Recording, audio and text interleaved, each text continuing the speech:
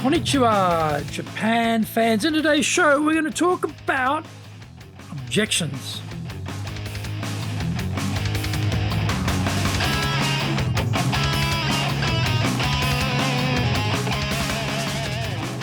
Zaegyo desu. Sore dewa ikimashou. So let's get going. This is the 5th year of the Sales Japan Series podcast, broadcasting around the world from the Beverly Hills of Japan, Minato-ku, here in downtown Tokyo. It is chic central.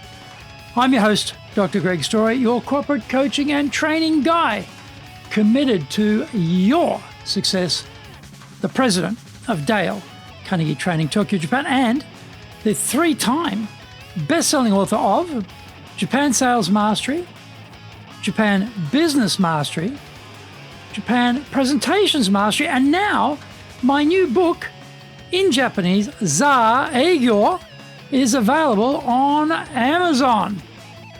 In this podcast, I want to help you to survive COVID-19. Don't forget to subscribe and share this podcast with your family, friends, and colleagues.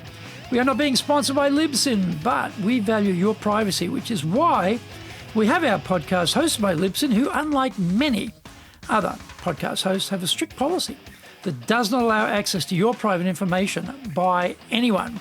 Here is our daily podcast lineup on iTunes. Mondays, the Cutting Edge Japan Business Show. Tuesdays, the Presentation Japan Series. Every second Tuesday, the Business Tatsujin no Oshie Show. Wednesdays, the Sales Japan Series. Thursdays, the Leadership Japan Series.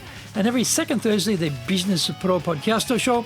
Fridays, the Japan Business Mastery Show. And Saturdays, Japan's top business interviews. This is episode number 276. And today we're talking about handling buyer objections. Objections are good. That sounds a bit counterintuitive, I know, because what we actually want is to land a deal, and an objection seems to be an obstacle preventing that from happening. There is a process for dealing with objections, and we need to be disciplined to follow it every time and not be derailed by our emotions. When we get an objection, our automatic response is to argue with the buyer and tell them why they are wrong. How has arguing with the buyer been going for you? Not too good, I would reckon. Even if you win the argument, the battle, you won't get the order and therefore can't win the war, if I can use that metaphor. We need a better process than this. Cushion. Instead, we need to go to our cushion. A statement that is neither agreeing nor disagreeing. The buyer. Placing a cushion between what they have just said and what we are going to say is critical. We are all the creatures of our habits, and if our habit has been to jump right in and correct the client about how wrong they are, the chances are high we will keep doing that until the end of time. The cushion is a circuit breaker to tell our brain, hey, genius, don't argue with the client. The cushion buys us valuable thinking time to come up with the right response to any objection, and there is only one response needed. So, if we can stop ourselves defending our solution for a minute, we can start to get somewhere regarding landing this deal. What do I mean when I say there is only one response needed? This sounds a bit bullshit, doesn't it? The first words out of our mouth after hearing the objection are critical. We should always ask ever so sweetly, may I ask you why you say that? Now, they have to justify the objection they came up with. Sometimes I use the metaphor of being thrown a porcupine, bristling with all of those sharp quills when we get an objection. We have to throw that porcupine right back to the buyer by asking the question, why? An objection is like the headlines in the morning newspaper. They are a very short form of conveying a much longer and complex story. We have to train ourselves not to react to the headline. Before we say anything, we want to know the full story. We want much more information so that we know which way we should answer the objection. Once we have received more information, we need to double check what we have heard is the main problem. We ask clarifying questions by saying, "Thank you. So, as I understand it, your chief concern is blah, blah, blah." It is still not that easy to understand the real problem, so that is why we need to keep checking what is the core issue. Find out more when we come back from the break.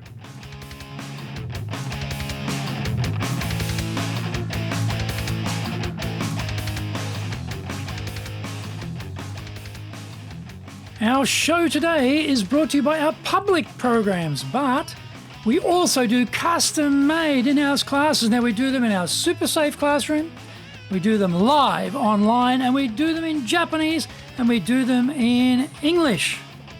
Our show today is being brought to you by, on the 14th of February, our Leadership Training for Managers course. On the 16th of February, we're doing the 3-day version, the immersion version of the Dale Carnegie course. On the 4th of March, we'll do the 12-week version of the Dale course, and then on the 9th of March, we'll do Winning with Relationship Selling. Check out our website, www.dale-carnegie, carnegie.co.jp.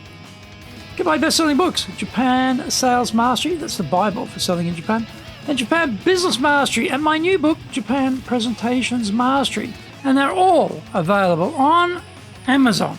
If you like learning by watching videos, then we have over 1,000 there for you at Tokyo, Japan, Dale Carnegie TV on YouTube. We release 3 TV shows every week on YouTube. The Cutting Edge Japan Business Show, that's the premier business show in Japan, comes out Mondays. Fridays, the Japan Business Mastery Show, and Saturdays, Japan's top business interviews, where I interview leaders in Japan from SMEs all the way up to the corporate captains of industry on one topic, leading in Japan. Now, every second Thursday, we release the Business Pro Television Show. And don't forget, you can email me at greg.story@dalecarnegie.com.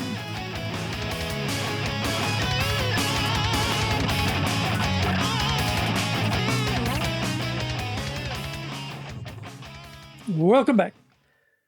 Sadly, buyers don't always share the thing that is troubling them the most.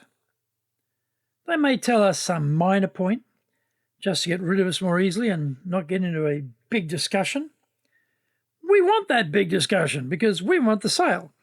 Visualize an iceberg, and the tip of the iceberg is what they tell us, but hidden under the waterline lies the real problem, which they are not sharing with us.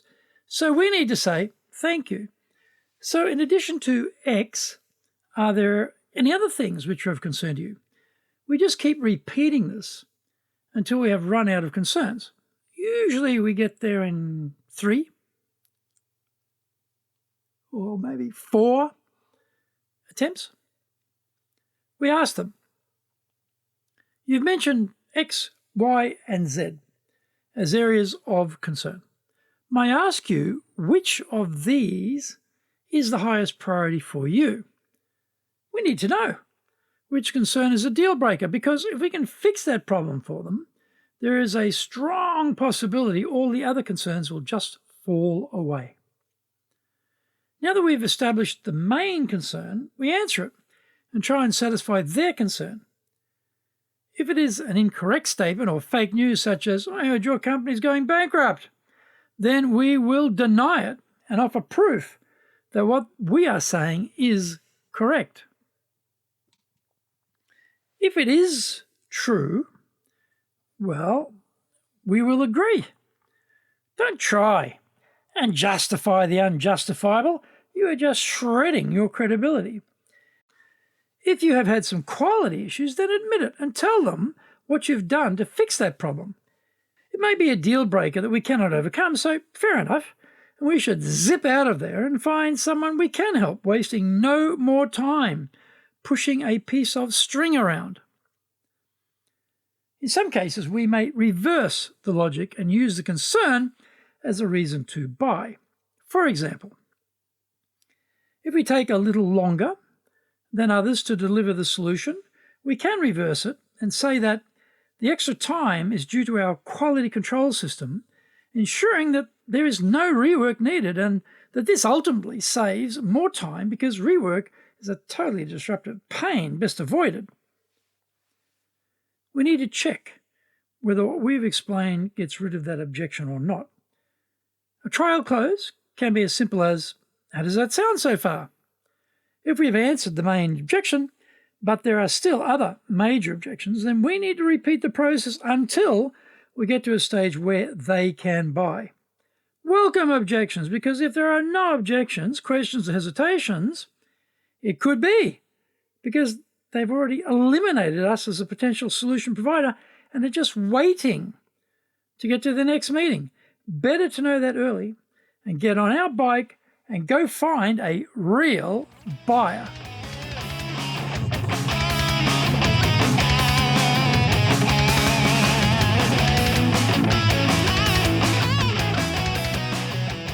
Thank you for joining the Sales Japan series. If you found the program useful, please work on your karma and share it with your family, friends, and colleagues. Don't forget to subscribe and share this podcast. Immediately apply what you've learned today. Use it and go out there and survive. Remember, I'm your corporate coaching and training guy in your corner, committed to your success here in Nippon.